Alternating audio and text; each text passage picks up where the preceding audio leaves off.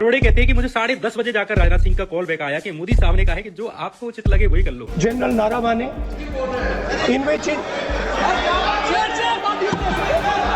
महोदय, पहले यह बताएं वह पुस्तक प्रकाशित हुई है कि नहीं हुई है। 2 फरवरी लोकसभा, देश का पार्लियामेंट और बीच सदन में ऐसी किताब का हवाला जो अभी किताब ही नहीं बनी। नहीं हुई है तो किस पुस्तक से वह उल्लेख कर रहे हैं उसकी जानकारी सदन को दें। रक्षा मंत्री बिल्कुल नहीं हुई। मैं पूरे कॉन्फिडेंस के साथ कहना चाहता हूं, माननीय रक्षा मंत्री जी सदन में ऑथेंटिक बात बोल रहे हैं। वो ये बोल रहे हैं कि इस पुस्तक का प्रकाशन हुआ नहीं हुआ, उसका जवाब दे दें आप। पुस्तक की यह बात कर रहे हैं, वह पुस्तक आज तक कभी प्रकाशित हुई ही नहीं। मैं सिर्फ इसमें से 2 फरवरी को लोकसभा में एक बड़ा पॉलिटिकल हंगामा हुआ जब राहुल गांधी ने ऐसे टेक्स्ट का रेफरेंस दिया जो अभी पब्लिश ही नहीं हुई है और जिसका क्लियरेंस मिनिस्ट्री ऑफ डिफेंस के पास अभी पेंडिंग है। मैगजीन की रिपोर्ट है, नरवणे जी ने नहीं कहा, इतना बोल दे। रिकॉर्ड पर बोले कि नरवणे ने नहीं कहा है। रक्षा मंत्री जी इतना ही कह रहे हैं कि नरवणे जी की पुस्तक को आप रिफर कर रहे हो तो वो प्रकाशित हुई या नहीं हुई। और यही से कहानी सिर्फ पॉलिटिकल नहीं, जर्नलिज्म, एथिक्स और नेशनल सिक्योरिटी की बन जाती है। राहुल गांधी ने पार्लियामेंट के अंदर जिस आर्टिकल का प्रिंट आउट दिखाया था वो आर्टिकल आया था द कारवां मैगजीन में। अब यहाँ एक इम्पोर्टेंट बात समझना जरूरी है। द कारवां खुद को इंडिपेंडेंट कहता है लेकिन पॉलिटिकल इकोसिस्टम में इसे अक्सर लेफ्ट लीनिंग मैगजीन माना जाता है। ये कोई रैंडम एलिगेशन नहीं है बल्कि एक वाइडली हेल्ड पॉलिटिकल परसेप्शन है। कारवां पर सालों से क्रिटिसिज्म होता रहा है कि इसकी रिपोर्टिंग का फोकस ज्यादातर सेंट्रल गवर्नमेंट, खासकर बीजेपी लेड गवर्नमेंट पर होता है। टोन अक्सर एडवर्सेरियल होता है। इंस्टीट्यूशंस और पॉलिसी डिसीजंस पर आर्टिकल्स क्रिटिकल नैरेटिव के साथ लिखे जाते हैं। ये जर्नलिज्म हो सकता है लेकिन क्या ये न्यूट्रल जर्नलिज्म है? इस पर सवाल उठते हैं। अब मैं आपको कारवां के कुछ फेमस आर्टिकल्स बताता हूँ जिसपे रूलिंग साइड से सवाल उठाए गए। राफेल डील पर इन्वेस्टिगेटिव स्टोरीज जो कि फेक थी, पेगासस सर्विलेंस पर गवर्नमेंट क्रिटिकल नैरेटिव्स, आर्टिकल 370 और कश्मीर पॉलिसी पर शार्पली क्रिटिकल पीसेस, CAA और NRC को लेकर strong ideological farming, ED, CBI, election commission जैसे इंस्टीट्यूशन पर प्रेशर के एलिगेशंस। इस पैटर्न की वजह से कारवां को पॉलिटिकल डिस्कोर्स में अक्सर लेफ्ट ऑफ सेंटर कहा जाता है। ये लेबल मैगजीन को पसंद हो या ना हो लेकिन ये परसेप्शन ग्राउंड पर एग्जिस्ट करता है। ये गारंटीड ऑथेंटिक है। इसमें नारावाने जी ने कहा है कि उनका मेमोयर है, उसे सरकार पब्लिश नहीं होने दे रही है।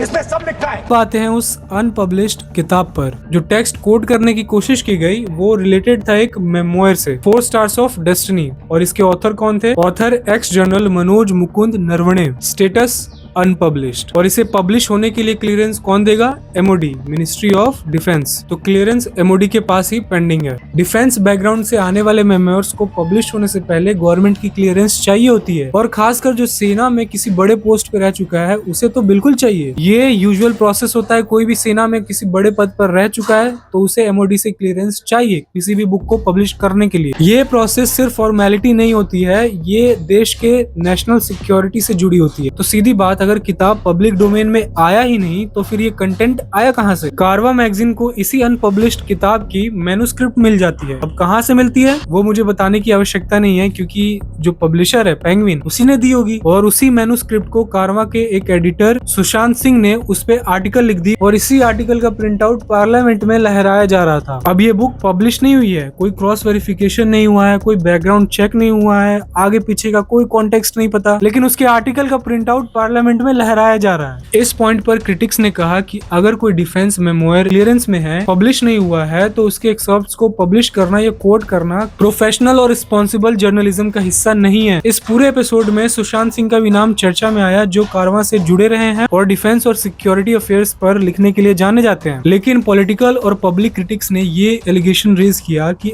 अनपब्लिश्ड डिफेंस मटेरियल का यूज करना ही नॉन प्रोफेशनल है, इसीलिए ये बात एलिगेशन और क्रिटिसिज्म के रूप में ही रखी जाती है, फाइनल जजमेंट के रूप में नहीं। पार्लियामेंट में ऑब्जेक्शन क्यों हुआ? गवर्नमेंट साइड ने तुरंत कहा कि ये अनपब्लिश्ड डॉक्यूमेंट है और ये पार्लियामेंट रूल 349 का वॉयलेशन है और डिफेंस मैटर्स को इस तरीके से कोट करना इररिस्पॉन्सिबल है। स्पीकर ने भी कहा कि जो मटेरियल अभी तक ऑफिशियली पब्लिश्ड नहीं है, ऑथेंटिकेटेड नहीं है, उसे सदन में कोट नहीं किया जा सकता और इसी वजह से लोकसभा में हंगामा, इंटरप्शन और एडजर्नमेंट हुआ। इसकी जानकारी उनको कहां से प्राप्त हुई है, इसके आधार क्या है, मैं जानना चाहता हूं।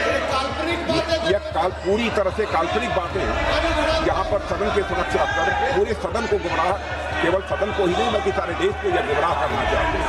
इसलिए मैं आपसे अनुरोध करूंगा कि इस विषय पर बोलने से रोका। ये लिखा हुआ नहीं पढ़ सकते आप, अध्यक्ष ने ना बोला है, नहीं बोल सकते।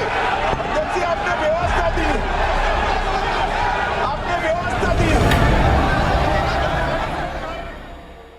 असली मुद्दा क्या है? ये पूरे कंट्रोवर्सी का कोर्स सिर्फ राहुल गांधी या कारवा नहीं है। असली सवाल ये है कि ये अनपब्लिश्ड डिफेंस मटेरियल पर पब्लिक या पार्लियामेंट्री डिबेट होना चाहिए। क्या आइडियोलॉजिकल जर्नलिज्म को नेशनल सिक्योरिटी से जुड़ी बाउंड्रीज को क्रॉस करनी चाहिए? और क्या पॉलिटिकल पॉइंट स्कोर करने के लिए प्रोसेस को इग्नोर किया जा सकता है? चाहे आप लेफ्ट हो या राइट, डिफेंस और सिक्योरिटी के मामले में डिसिप्लिन आइडियोलॉजी से ऊपर होता है। मेरा पर्सनल ओपिनियन इस इंसिडेंट पर यह है कि 2 फरवरी को हुए ये एपिसोड सिर्फ पॉलिटिकल क्लैश नहीं है, ये एक रिमाइंडर है जर्नलिज्म या पॉलिटिक्स। जब बात आर्मी या नेशनल सिक्योरिटी की आए तो लीक, एक्सपर्ट्स और सोर्सेज से ज्यादा प्रोसेस, परमिशन और रिस्पॉन्सिबिलिटी मैटर करती है। और आप प्रोपेगेंडा फैला रहे हो कि चाइना यहाँ चढ़ गया, वहाँ चढ़ गया। अब एक बार आप एक्स जनरल MM नरवणे की भी बात सुन लीजिए। Firstly, we have not lost out in any territory. We are where we were before this whole thing started. Not an inch has been lost. Not an inch has been lost. That's right. 1979 के बाद पहली बार China का कोई नुकसान हुआ है। For the first time ever, they were cautious. This tactics or this strategy of theirs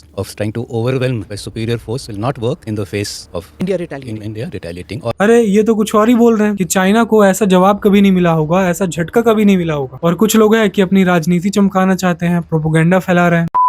और बिहार का हर युवा कहेगा वोट चोर, वोट चोर, वोट चोर। तो चोरी नहीं हो रहा है वोट का बाबा, नहीं हो रहा है। पहले होता था, पहले बूथ लूट होता था, हम ही लोग लूटते थे, हम खुद लूटे थे बूथ। किसके लिए? उसमें कांग्रेस के लिए, कांग्रेस के लिए वोट लूटते थे। Sorry sorry sorry sorry sorry